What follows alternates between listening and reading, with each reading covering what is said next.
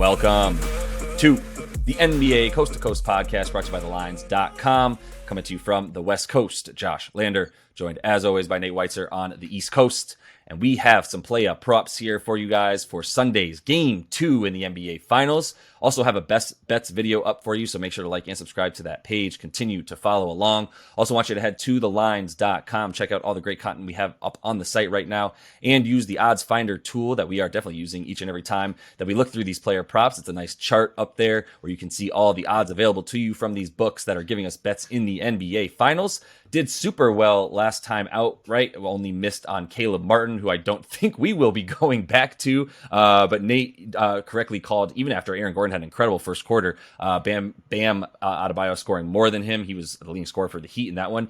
Gordon to get 6 boards worked out well. It's now 6 boards at like minus 140 for him in this game. Kyle Lowry dimed up, also scored a bunch, but got the plus odds for him to get more than 3.5 assists in that one. So we are looking to keep it hot, and I think we're about to start riding with Bam Bam once again. Correct, Nate?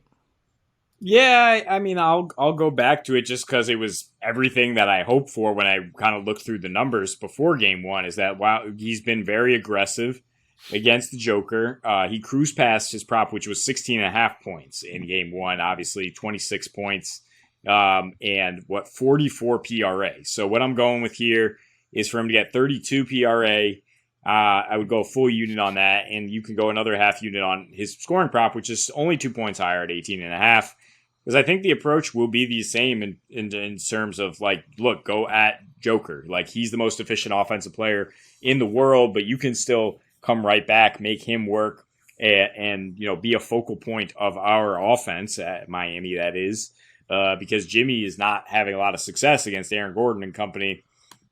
And Bam, look, he's actually, like, should we just start recognizing him as just like a quiet killer who, you know, his game is not necessarily loud, but he's been putting up numbers. Certainly the deeper the playoffs go, like I said with Jokic, or the bigger the series is. Because I've seen these road games against both Boston and Milwaukee. He's averaging 20 a game. He's also averaging, 9.5 boards, which is where his prop is at, and nearly 6 assists. So, you know, getting over 32 PRA very reliably in these road games. He's now have put up 3 straight double-doubles in these playoffs, 34 PRA on average. And Jimmy, like I said, has struggled against Aaron Gordon coming into the series. He only averaged 20 a game on 23% usage against the Nuggets. And Gordon, Bam, you know, bigger on the road than at home all postseason. I just think he's going to continue to attack and really pile up stats beyond just the points is why I believe. But a 30% usage rate in Game 1 is really a huge departure for Bam until I looked at those 3 games in Milwaukee where he also had a 30% usage rate. And the Heat know that they were undefeated coming into the series when he scored 20 in the playoffs, and they're gonna keep feeding him because that's the key matchup here for them, at least, is can Bam at least, you know, give us something that compares to what Joker's putting up. Yeah, and it's just way less efficient is the problem.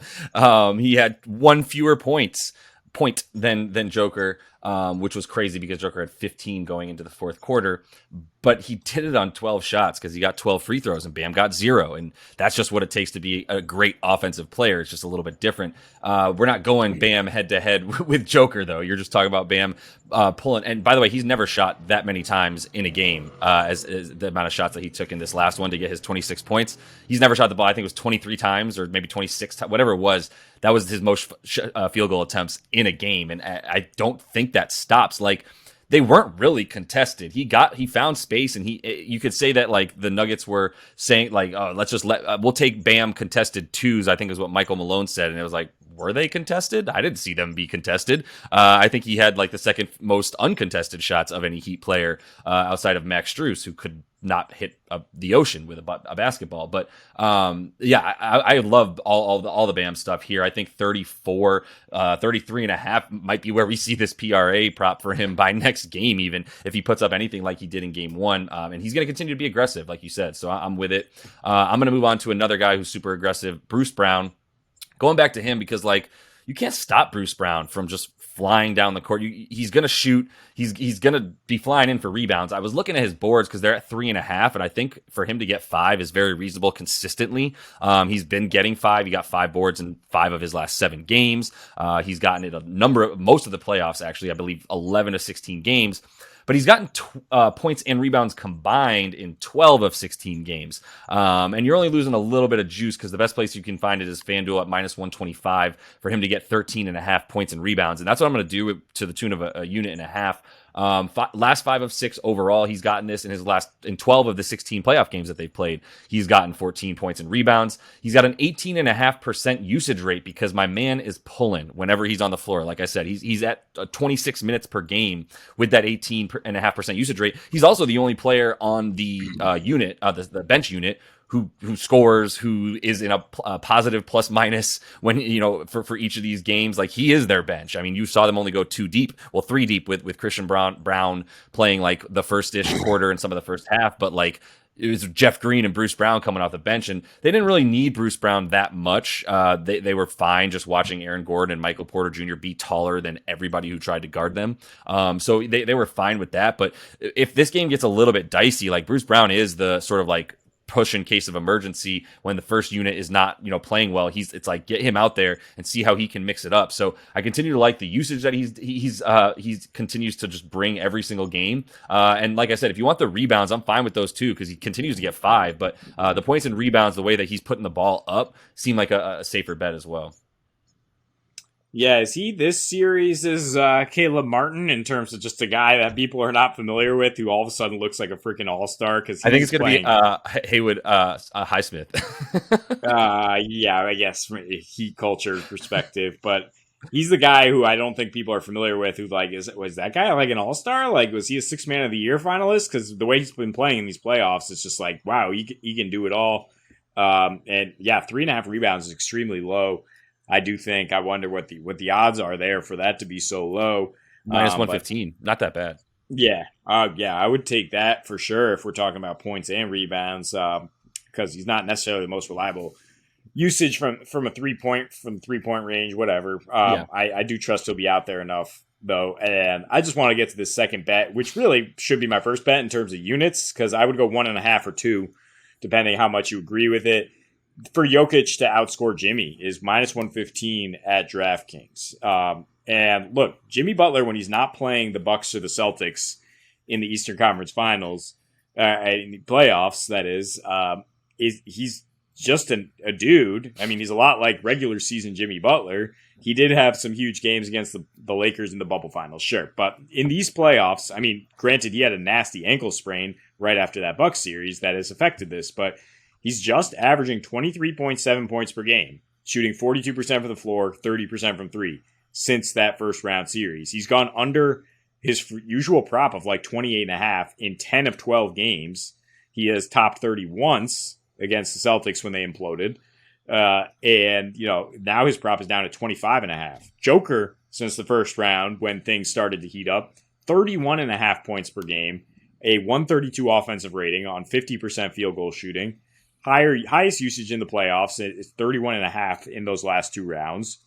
FanDuel shows these things because their odds are +250 for Joker to lead this game in scoring, then Jamal at +270, then Jimmy Butler at +320. So in FanDuel's estimation, like, Joker outscoring Jimmy is very likely, and DraftKings is pretty much setting it as an even line here. And here's the thing, like, If this is a game where Jimmy Butler is suddenly scoring a lot and the Miami Heat are in it, and you're like, wow, they might steal this game, that's when Joker turns it on, right? I talked in the Best Bets video about how he's such a crazy second half scorer. Like, the usage rate is insane, the difference the last few games in terms of him just putting up points down the stretch based on what the defense does to adjust to his passing. And basically based on what his team needs. And I think you're going to talk about assists, but I think if they go to zone, he's the most efficient scorer in the league against zone. Scorer, not necessarily like his team scoring. It's like he gets the most points per possession if you go zone. So that's why I'm leaning even more on Jokic to lead to beat Jimmy in scoring here. as Bam increases in usage, and I do believe Joker is going to finish the series as the leading scorer overall, I at least think the odds are worthwhile taking that bet. Yeah, I mean, I already hit it plus 110, so I agree. And I agree with this pick entirely. And I don't think that it's necessarily a conflicting pick with mine. I do feel like I keep saying over 214.5 the more that we talk about this game, because I mean, it was slow, but it was just so bad from deep. Just felt like a first game of the NBA Finals jitter. I mean, first game for a franchise in NBA Finals, which is all the Nuggets heard about for like 9 straight days. I don't think they looked like, not like they weren't composed or anything, but there were some nerves, and the buckets they scored were in the paint for the most part, where it's much easier to score, and nerves don't necessarily affect a layup, right? So or a little baby hook, and they certainly don't affect Joker. So like, however you want to bet on him in these finals, he's steel, he's iron steel, and I would definitely continue to bet on him to score. I'm also going to bet on him to get assists because I think the value is there. It's at 10.5 right now. On the best place to get juice for that is Caesars minus 137. Everywhere else is terrible, because it's just 10.5, and he had 5 in the first quarter. He ended with 14, and I feel really good about it again at 12 on FanDuel for plus 115. That's where I would hit that if you want to get a few more, maybe a half a unit in there after you hit the 10.5. You want to build a little bit of a ladder with him. Like, I'm fine with it because I do think he continues to dime up.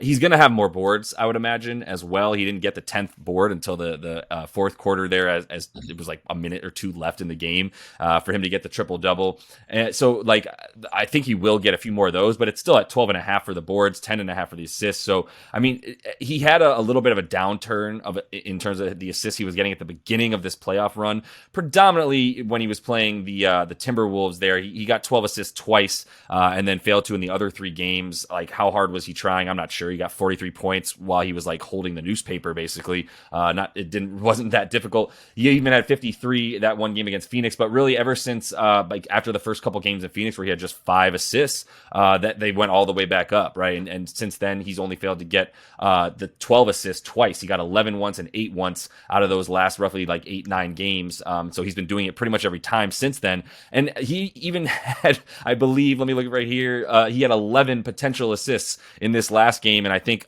like 9 of them came from Michael Porter Jr. I'm being a little bit facetious, but it was at least like 5 or 6 from Michael Porter Jr. alone, who was just ice cold from his 11 3-point attempts, which was really annoying because his 3-point prop was at 2.5, and he had 2 in the first like 12 minutes of the game that he played. But more about Jokic's assists, like I do think there were so many missed shots in that game, so many guys that played so poorly, and furthermore, like Jamal Murray, 22 shot attempts. He's going to keep pulling. Like, there's really not an answer for him on defense for the Heat. You're not going to put Jimmy on him. Max Strus and Gabe Vincent and Curtis Martin. I keep doing that. Caleb Martin. They're not really. They've shown to not be a match for him either. For Jamal, so like Jamal is just going to keep cooking. Honestly, I think he's the biggest threat to Jokic for leading scorer of the whole series and probably every single game. Right, like that 2-man game might be a problem for a while in this league and in the Western Conference, especially in the playoffs. So I'm just going to keep going back to those 2 guys, and Joker assists is where the value is for me in this one. Yeah, but it's not a valuable line. It's like minus 150 most places to go over for him to get 11 assists, is why I was actually thinking about being bold enough to take the under at plus odds, because he had 10 dimes in the first half. And because I just expect Miami to adjust so radically the way they defend from game to game, from quarter to quarter, possession to possession. Yeah, you said we think we might see some more Kevin Love, whatever. Maybe mix up the defensive personnel. Definitely mix in some zone. I do think that he's going to score more than pass more against the zone because that's where the gaps are. 10 assists in the first half is crazy. You say there were a lot of assists left out on the table. That's true, but for him to slow down to only 4 assists as Miami made some adjustments and played really good defense in that entire second half makes me think maybe there's an angle here to go under. So fair enough. Let's do this. If you're still watching this video, go ahead and comment for me and let us know. Would you take, do you think he gets more, does he get the points? Does he get the assists? Where would you basically go with this and see how we feel about it? Because I do see him slicing up the zone, but you're never going to hear me say like, no, Joker's not going to score, especially against a team that just cannot guard him, does not have the personnel. So we'll see how it goes. Let's see who agrees with who, maybe a little sixer on it. That is all the time that we have for you guys in our Play at Props, though. Make sure to like and subscribe to that page. Continue to follow along. Check out the best bets that we have up for you as well. And until we see you next, happy betting.